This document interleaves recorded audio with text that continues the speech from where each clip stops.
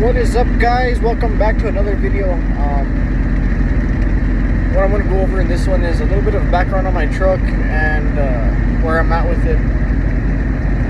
But let's see, I don't even know where to even start. Well, I got it about almost a year ago. It was a grandpa truck.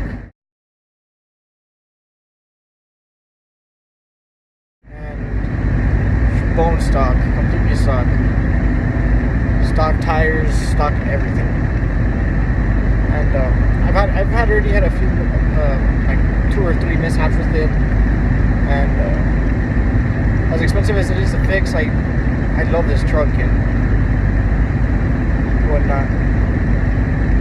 But like right now, I was actually just recently in an accident regarding a little bit of black ice and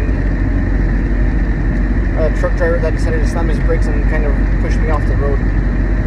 So insurance didn't want to pay for it, like, because due to liability terms, they didn't pay for the tow. I had to pay out of pocket for it to be towed and to recover it from the yard about 4 or 5 days later.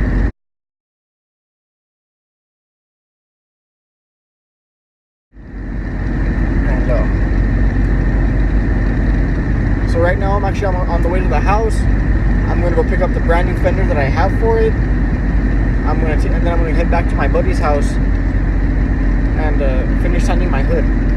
So what happened during that accident is I was going to one of the cities nearest to me for a part for my buddy's truck, and I was in the passing lane, and the semi decided to slam his brakes that was in the slow lane. So he started swerving into my lane.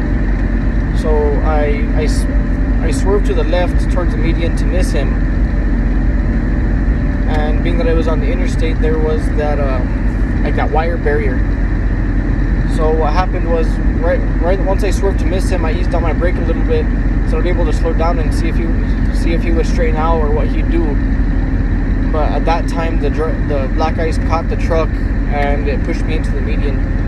So I hit the median at about 60 miles an hour.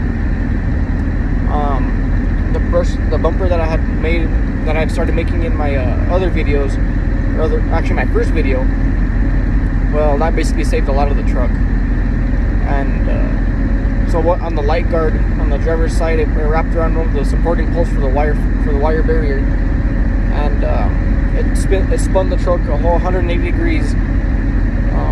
The wire bounced up and down the hood.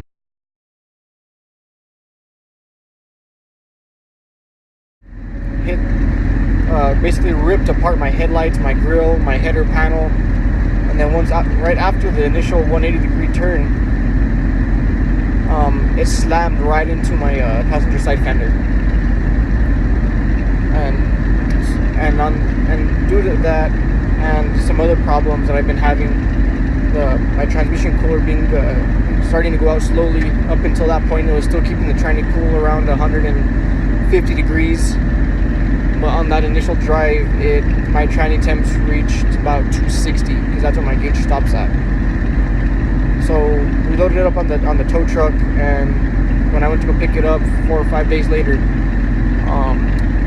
I noticed that I didn't have any power whatsoever. That's when I noticed that my tranny had completely gone.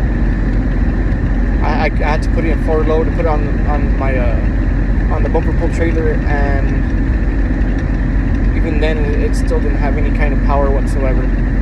So I got it home, parked it, started ripping it apart, and that's how it sits right now. So I'm looking at getting the tranny rebuilt in about maybe a few weeks. I'm just waiting to come into a little bit of money from both income tax and cows, because due to this incident I have to sell a couple cows, and well, actually 1 cow, and then I'm just waiting for my tax return to come in so that I can get everything back underway where I'm supposed to be with the truck. So just stay tuned. Alright, so I just got back to the house, and I want to give you guys a little bit of look at what happened to the fender, to be exact. and I can show you the other fender from the other accident that I was in when it came to rolling the truck, because I had rolled it about 6 months before the accident happened on the interstate. So I'm going to show you these two fenders and explain where everything happened and the main damage.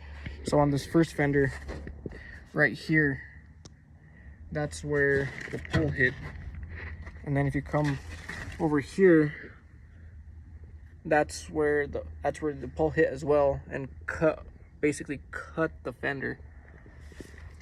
And the fender that's right behind it was from the rollover, so I have a crease spanning the whole length of the fender. And then we have a new fender, and we're going to be taking that to my buddy's house, get it nice and scuffed and get it ready, get it prepped for paint. So we'll skip forward and I'll see you then. This is the hood. This is how far I've gotten on it so far. I'm going to do a little bit more sanding today. That's what the paint looks like on the truck now. I was after the sand. I've been working on this middle section, and then we just got the replacement fender scuffed. I don't know if you can see the scuff marks on it, but it's scuffed. And we'll give it a light sand before paint. So that's what's going on now. So I'll see you guys in the next video.